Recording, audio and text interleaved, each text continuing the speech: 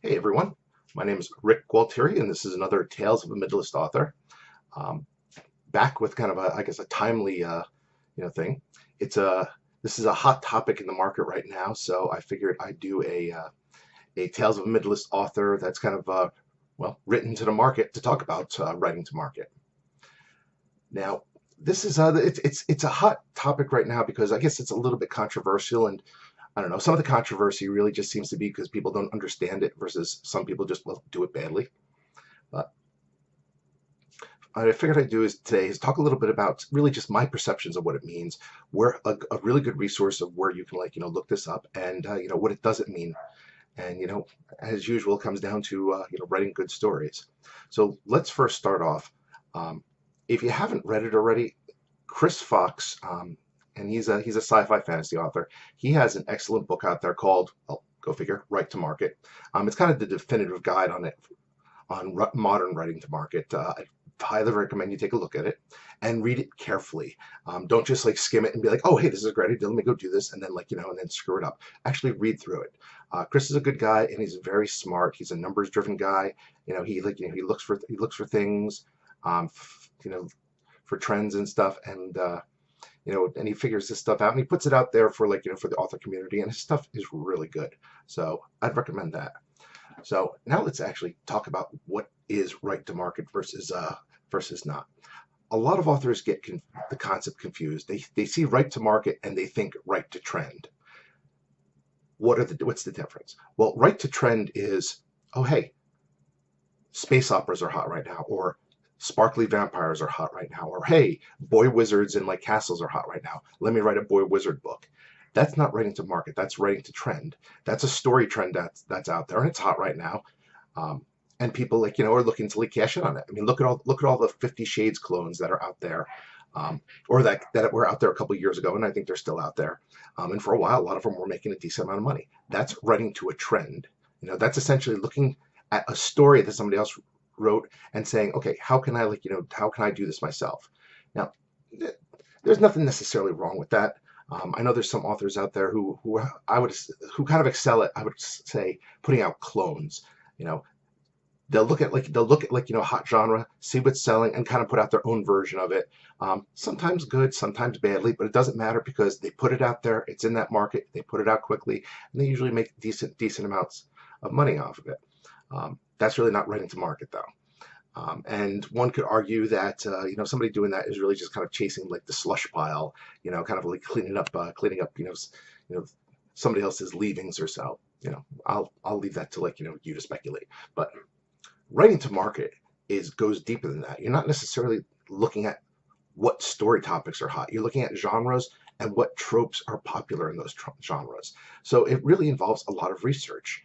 Go and pick up the top 10 or top 5, 10, 20 books in a genre at a time. Go through them and figure out what story elements, tropes, are common amongst them, and then kind of distilling them and making it your own. So say, for example, let's look at 80s chick flicks, because that's, I don't know, for some reason that comes to mind. What was what were common things in there? Okay, a guy and a woman, they meet in some cute way where they make meaningful eye contact. They go on with their lives, but they can't forget about the other person. They finally meet, get together, and hey, maybe there's sex, maybe there's not sex, but something happens that drives them apart until the very end, where they realize they can't live with each other without each other, and they get together and live happily ever after. Think of a ton of movies in a ton of scenarios. Whether the guy's like a florist, whether he's an astronaut, whether he's whatever, and the woman whatever she's doing, and it's all really the same tropes in that movie.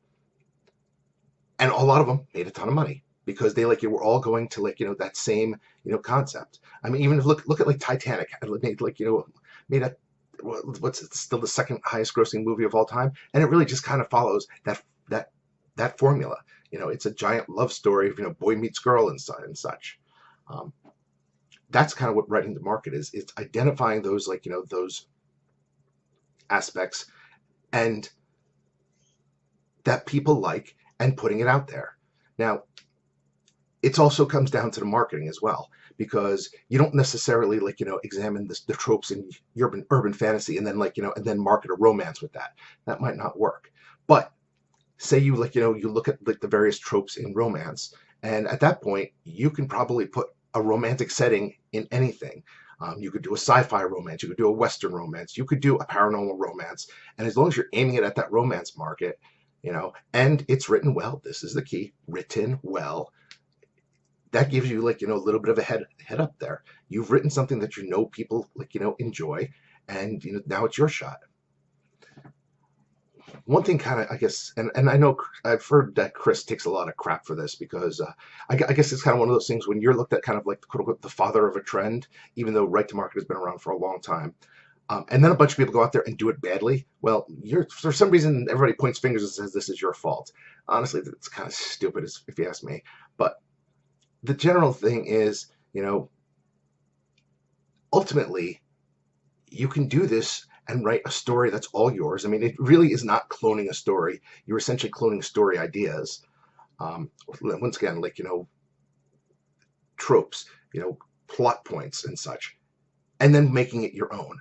You're not looking at somebody else's book and being like, hey, here's here's a book on a geek sorceress. Let me write my own story about a geek sorceress. You're not doing that. That's writing to a trend, and that's also kind of trying to be a little bit of a copycat. Writing to that market is taking all of those and putting it into your own story. And once again, it can be wildly different from other things, but you're making it your own, but you're still putting those elements that readers are looking for. That's the whole concept, the market. This is readers' expectations. You're writing to it. So that pretty much is is the gist of it, and why it really just gets confused. Now, again, the emphasis, and I know Chris emphasizes this as well, is write a good story. Writing to market is not all about hey, I found out the tropes. Let me crank out garbage, because at the end of the day, garbage filled with really with tropes that readers expect is still garbage. You're still gonna you're still gonna have people looking and being like, well, okay, boy meets girl. There's absolutely no chemistry between them. They get married, and a whole bunch of stuff that I don't care about happens. 2 stars. Just because it's kind of think about going into a restaurant. One place you go into an Italian restaurant and you expect to be able to get say spaghetti. Well, that's fine. If I go into one place and the spaghetti's awesome, that's great. Just because I go into another place and the spaghetti sucks, marinara sauce is essentially ketchup on noodles. Well, that's not really making me happy. Yes, it met my expectations, but it was still garbage. So something to keep in mind. So that's pretty much my thoughts on that. We'll keep this one short. There's a whole lot of resources out there on right to market. These are really just my thoughts on it. I do recommend you check out Chris's book. I do recommend that you do your research if this is indeed something you would like to look into, because this is not a get rich quick idea. This is not hey, what's the top selling book in horror? Let me write a clone of it. This is about doing research and figuring out what makes it tick. This is you being an apprentice watchmaker and trying to figure out how the master watchmakers do it. And not just creating cheap Chinese knockoffs of it. So something to keep in mind.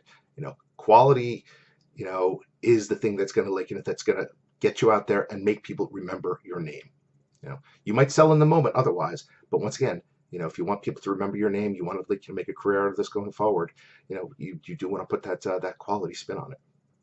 All right, we'll wrap this up now, and hopefully I will talk to you again soon.